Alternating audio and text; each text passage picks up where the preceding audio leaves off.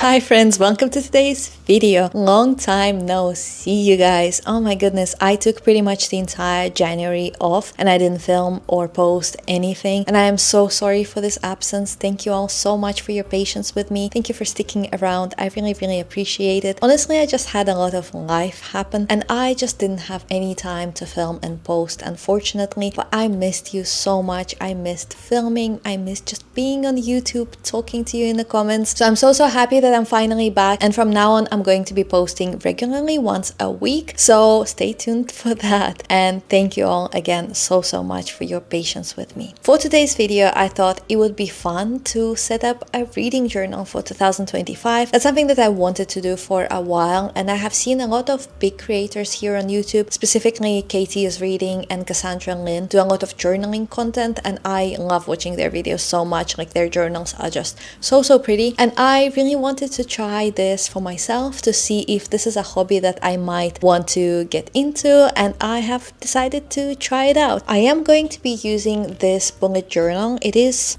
Lecturn 1917. I'm so sorry, I don't know how to pronounce that. So I thought it would be fun to set up this reading journal together, so let's get right into the video. Okay, so this is the journal that I'm going to be using, and I actually have something in it already. So I started this notebook last year because I was going to some Spanish classes and I was using it for my Spanish homework, as you can see. However, I'm not going to be continuing my classes, at least for a while now, and also I feel like this notebook is so perfect to make a reading journal, so I've decided that I'm just going to kind of tape together these pages with masking tape, so I will always be able to go back to them, but I'm going to start my reading journal from here, from page 34. I already tested some of my supplies here. I really want to use watercolors and then some liners and some markers, and I just wanted to see how they would perform on this paper. They do pretty good, however they are a little bit see-through.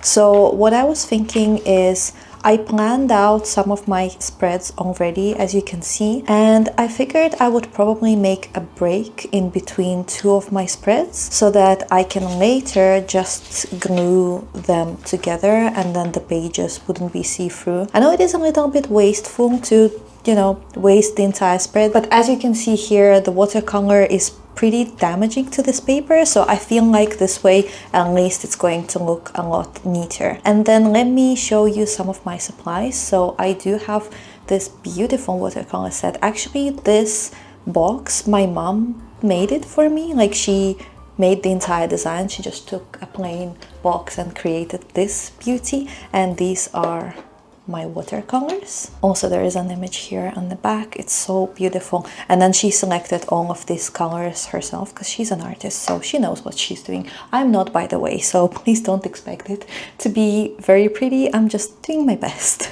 But yes, I have some watercolors here, some water. I have a couple of masking tapes that I bought that I think are so pretty. I have a few pens, pencils, liners. All of the highlighters that you saw at the beginning are these ones. These are mild liner, and they're double-sided, so you have a highlighter side, but you also have a fine tip one, which is pretty nice. I like these a lot.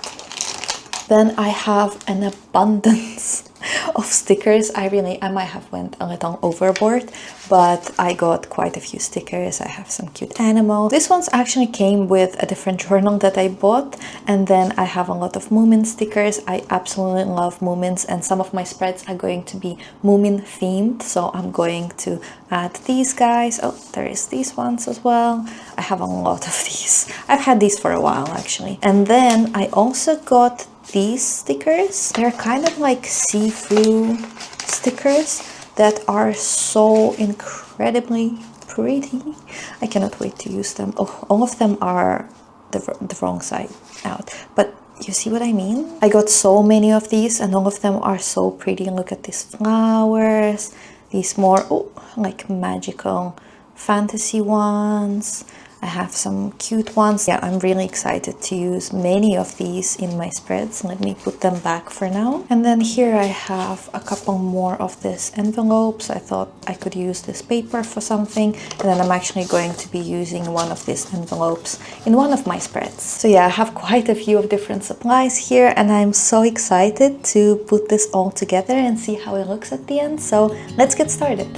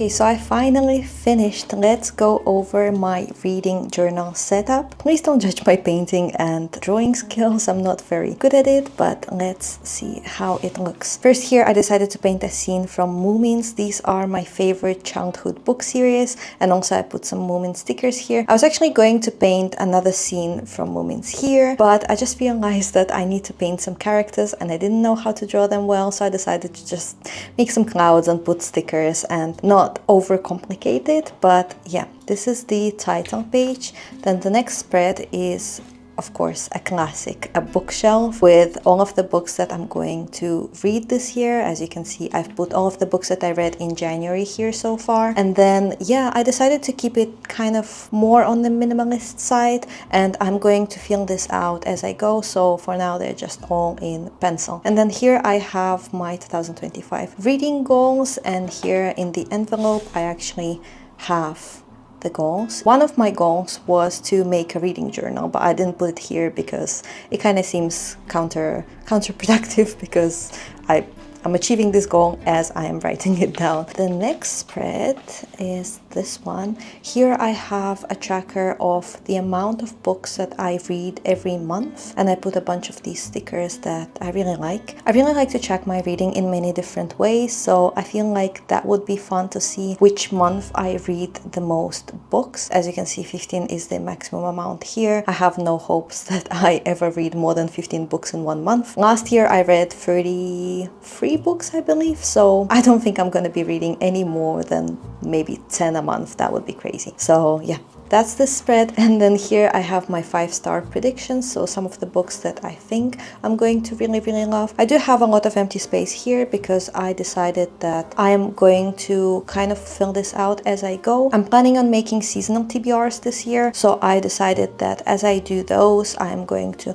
fill out more books in the spread, because to be honest, I don't really have a set TBR for 2025, so I will put stuff here as I go. Next one, I'm not a big fan of this page. I feel like it's very simplistic. I could have done it a little bit more creatively, and also this marker I feel like is too thick. It doesn't look great, but it's okay, it's fine. Moomin stickers save the day. Here is my physical TBR. So currently I have 43 books that are on my physical TBR that I haven't read yet, and I already read 2 of these in the month of January. So yeah, I just want to track my reading because I'm really trying to narrow down my physical TBR this year. And obviously I left some space in case I do book shopping at some point during the year, but I am really trying to make my way through my physical TBR. And here I have a bookish bingo. I've seen so many of these on Pinterest and it just sounds so fun. So I have a lot of different prompts here and I'm going to be filling them out as I go, and hopefully I complete this bingo card. Next I have series tracker, so all of the series that I'm currently in the middle of, and I did this, I don't know what's it called, but it's very fun and satisfying, and I love this masking tape. I think it's so pretty. Let me put it closer so you can see. It has some gold details and it's just really pretty. So I put here all of the series that I am currently reading. Some of these I haven't started yet. For example, Old Man's War. I'm actually currently reading book 1, so I haven't even completed the first one. I also decided to leave some space here because I know for a fact I'm going to be starting new series this year, so I want to have some space to fill this out. And then I've decided to put pretty much every series that I'm in the middle of, but not all of these. I am sure I'm going to continue. Maybe I'm going to abandon some of this series. Maybe I'm going to pick up more. So we'll see how it goes. Next, I have just the classic spreads with book covers, just printed book covers. And the way I set it up is that on this side, I'm going to have 1 to 2 star reads. And then here I have a specific space for all of my DNFs. And then here I'm going to be putting my 3 stars. And for example, Queen of Nothing, I gave this book 3.75, but I'm not going to be rounding that up and putting it on a 4-star page. Since it's 3.75, I'm going to put it on a 3-star page, if that makes sense. And then the next one is going to be my 4-star reads and then my 5-star reads of the year. Next, I have my winter TBR. I actually made a video where I went over all of the books that I want to read during winter, and I have marked the ones I've read so far. As you can see, there's not that many. I'm not doing very well, but we still have 1 month to go. So hopefully I pick this up soon. And yeah, I thought it would be fun to make a spread specifically dedicated to that. And then here I have some stats at the end. I'm gonna fill out what was my favorite, least favorite book, the most surprising book, and then how many books out of the 15 on my TBR I have read. So that is that. And I believe that's my last spread. Yes, that's my last spread so far. I'm not sure if I'm going to be doing monthly spreads like for January, February, not sure about that, but I'm definitely going to be making seasonal ones, and I'm just really excited to kind of fill it out as I go, come up with new spreads as I go as well. And I think it is such a fun, relaxing, creative activity that you can do. It doesn't have to be perfect, it doesn't have to be very pretty, but it's a fun thing to work on. So I've had a great time setting this up. I highly recommend making a journal if you don't have one, and if that's something that you might be interested in. It's really just a fun way to keep a track of all of your reading. So that is going to be all for today's video. Thank you guys so much for watching. Please let me know if you have a reading journal, or otherwise how do you keep track of your reading. I would love to talk to you in the comments, and I hopefully will see you in another video. Have a lovely day, and I will see you later. Bye.